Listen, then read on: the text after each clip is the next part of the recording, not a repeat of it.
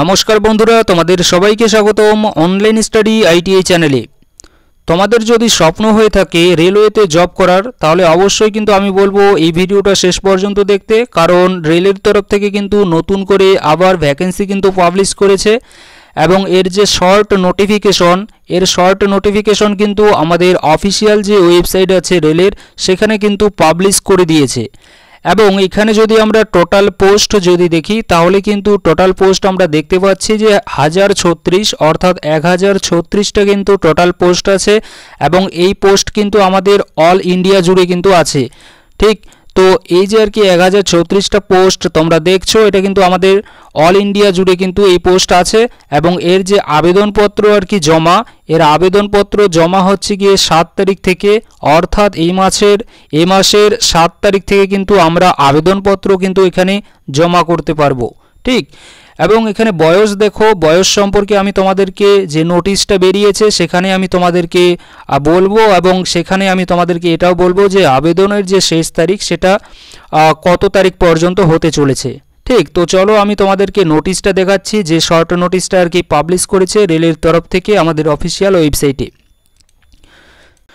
তো দেখো, এই হচ্ছে আমাদের অফিসিয়াল যে শর্ট নোটিফিকেশন, এটা কিন্তু আমাদের রেলের যে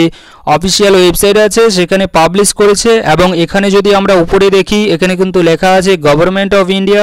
ministry of railways, railway recruitment boards, centralised employment notice, CN number এত দেওয়া আছে 07/2024, recruitment of the various post of ministerial and isolated category থেকে কিন্তু এই যে পোস্ট, এই পোস্টটা কিন্তু পাবলিশ করেছে। এবং এখানে যদি আমরা একটু পড়ি, এখানে কি লেখা আছে বেসিক্যালি, সেটা হচ্ছে গিয়ে application are invited from eligible candidate for the various post of ministerial and isolated category in the table below. The last date of submission of application 6/2/2025, অর্থাৎ লাস্ট ডেট যে আমাদের হতে চলেছে সেটা হচ্ছে গিয়ে 6 ফেব্রুয়ারি 2025 এবং অ্যাপ্লিকেশন অর্থাৎ complete in all respect must be submitted online only, অর্থাৎ আমাদের যে আবেদনপত্র জমা করতে হবে সেটা কিন্তু অনলাইনেই করতে হবে, অফলাইন কিন্তু কোনো রকমের আমাদের কিন্তু আবেদনপত্র জমা করা হবে না বা জমা নেওয়া কিন্তু হবে না। ঠিক, তো অনলাইনে আমাদের আবেদন করতে হবে এবং আবেদনের যে তারিখ সেটা তো তোমাদেরকে বলেই দিলাম যে 7 তারিখ কিন্তু আমাদের 7 তারিখ থেকে শুরু হচ্ছে এবং লাস্ট যে ডেট সেটা কিন্তু 6 ফেব্রুয়ারি 2025 কিন্তু হতে চলেছে। এবার দেখো, এখানে যদি আমরা নেম অফ দ্য পোস্ট অর্থাৎ পোস্ট ওয়াইজ যদি আমরা যদি দেখি যে কতগুলো করে ভ্যাকেন্সি আছে, তাহলে কিন্তু আমরা দেখতে পাবো এখানে যে post graduate teacher of different subject. ঠিক, এখানে যে আর কি level as per 7th CPC অনুযায়ী যে পে লেভেল সেটা কিন্তু 8 হবে এবং এখানে যে আর কি ইনিশিয়াল পে সেটা কিন্তু 47,600 টাকা হবে এবং মেডিকেল স্ট্যান্ডার্ড দেখো এখানে C2 আছে এবং এজ দেখো, এজ কিন্তু আমাদের প্রত্যেকটা যে পোস্ট বেরিয়েছে এখানে এক একটা পোস্টের জন্য কিন্তু এক এক রকম কিন্তু এজ ক্রাইটেরিয়া কিন্তু দেওয়া আছে। কিন্তু এখানে তোমাদেরকে আমি বয়সের ব্যাপারে যেটা বলবো সেটা হচ্ছে গিয়ে, এখানে দেখো তোমরা এগুলো দেখতেই পাচ্ছ, তো এটা তোমরা নিজেরাই দেখে নাও। বাট এখানে বয়সটা সম্পর্কে যদি আমি বলি, তো বয়সে দেখো এখানে স্পেশালি কিন্তু বলে দিয়েছে যে the range of age indicated in above table is in years and the upper limit of age include a relaxation of 3 years of the prescribed age limit as a one-time measure due to the COVID-19 pandemic। অর্থাৎ তোমাদেরকে কিন্তু একটা কিন্তু last সুযোগ দিচ্ছে যে তোমাদের প্রত্যেককে কিন্তু 3 বছরের কিন্তু একটা ছাড় দিচ্ছে বয়সে।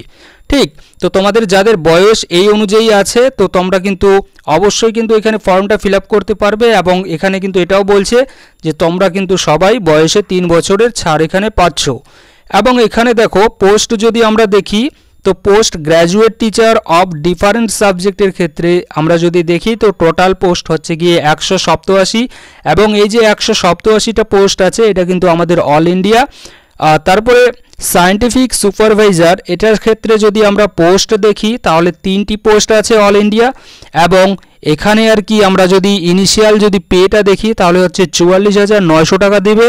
সেমভাবে কিন্তু আমাদের প্রত্যেকটা কিন্তু আমরা নিজেরাই দেখে নিতে পারবো, তো তোমরা কিন্তু নিজেরাই দেখে নাও। এবং তোমাদের যে বয়স সেটা কিন্তু এই যে এজ দেওয়া আছে আমাদের এজ এস অন,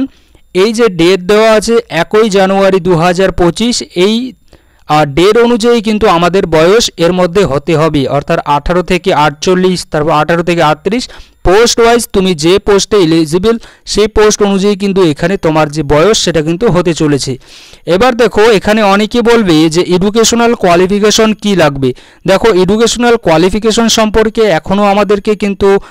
জানায়নি বা এখনও কিন্তু নোটিশে কিন্তু বলেনি, কারণ এটা যেহেতু শর্ট নোটিশ এবং আমাদের যে আর কি ফুল যে নোটিফিকেশন সেটা কিন্তু খুব শীঘ্রই রেলওয়ে প্রকাশ করবে, কারণ 7 তারিখ থেকে আমাদের আবেদনপত্র যেহেতু জমা নেবে, তো তাই